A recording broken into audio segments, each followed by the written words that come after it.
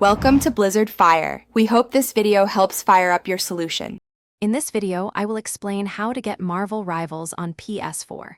This exciting, team-based hero shooter, featuring many of your favorite Marvel characters, is indeed available on the PlayStation 4 console. It's a free-to-play title, meaning you can download and start playing without an initial purchase.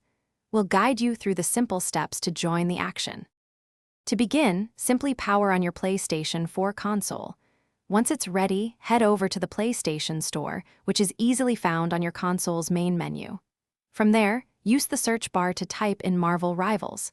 When the game appears, select it and then choose the download option.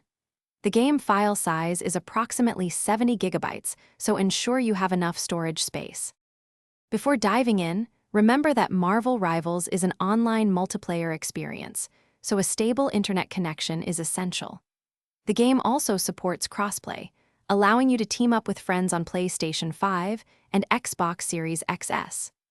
On the PlayStation 4, the game runs at a resolution of 1080 pixels and a frame rate of 30 frames per second, offering a smooth experience.